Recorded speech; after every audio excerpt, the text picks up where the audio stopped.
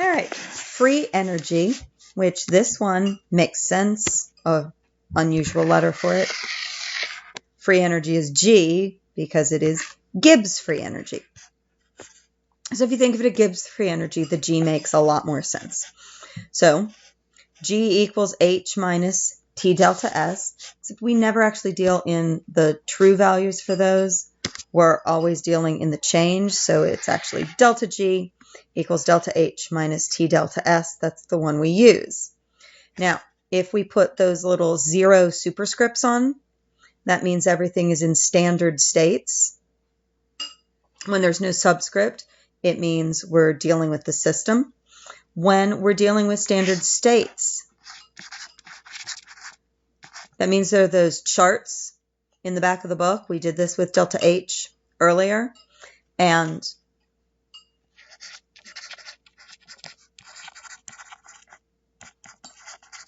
we call this the ghost equation. Like we had Pivnert, we had QSMAT, just to make these equations easier to talk about instead of saying the whole thing out. So in case you hear that, that's what I'm talking about. So delta S of the universe equals negative delta G over T, constant T and P, T of course in Kelvin. Now, this is important. Spontaneous when delta G is negative. We're going to be looking at a lot of different calculations, trying to figure out if something is spontaneous based on the sign of delta G. So, will a process be spontaneous if delta H equals positive 25 kilojoules, delta S is positive 5 joules per Kelvin, and T is 300 Kelvin? Well, we have our equation. Delta G equals delta H minus T delta S. There we go. Just want to make sure I copied it down right. Okay. Now look at these. We're adding. We've got to have the units the same. So it's easier to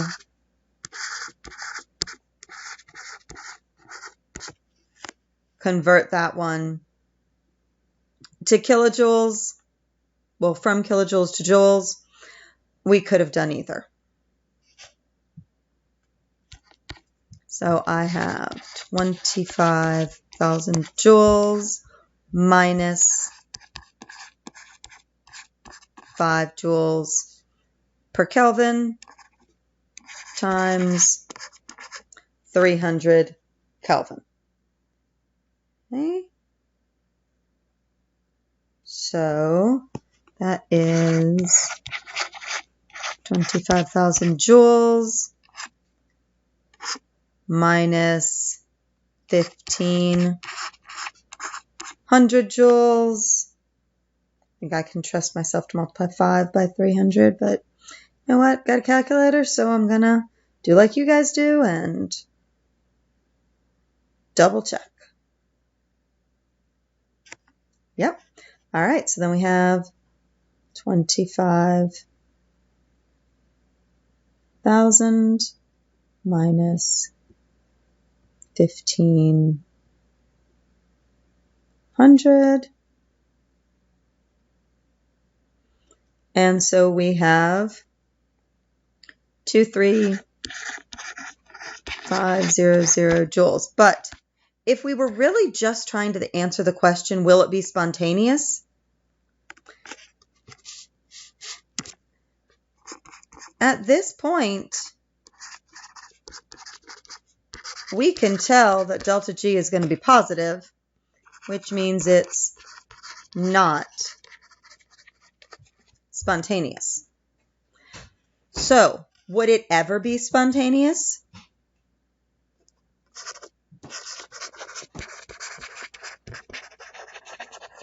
Okay, the answer is yes. At a high enough T to make the T delta S part larger than the delta H part.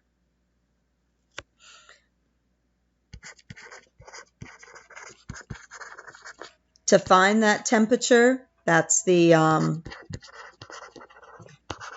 tipping point between spontaneous and non-spontaneous, just let delta G equal 0. So if we have 0 equals 25,000 joules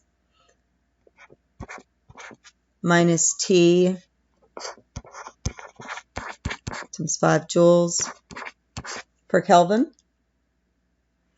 then we've got negative 25,000 joules equals negative T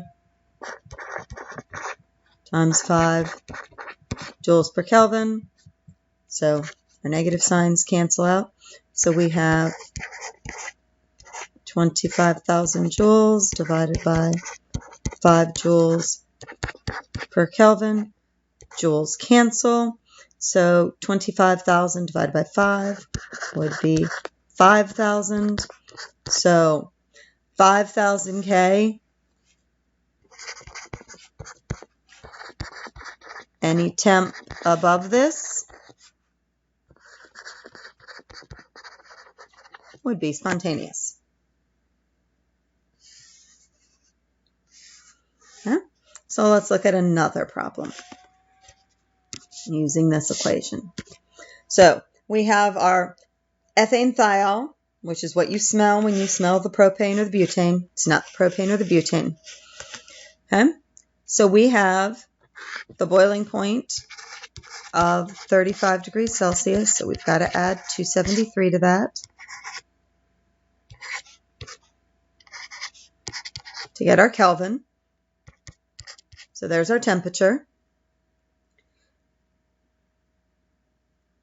We have our heat of vaporization, so our delta H, 27.5 kilojoules.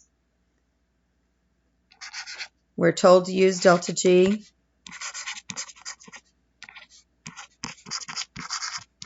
as 0 because we're looking at the boiling point.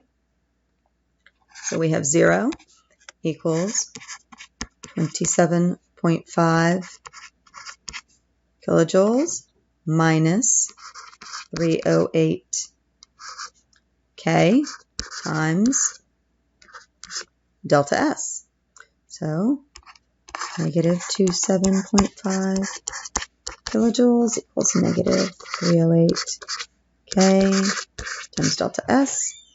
So delta S is, well, positive. The negatives cancel out. So we have this over 308 Kelvin.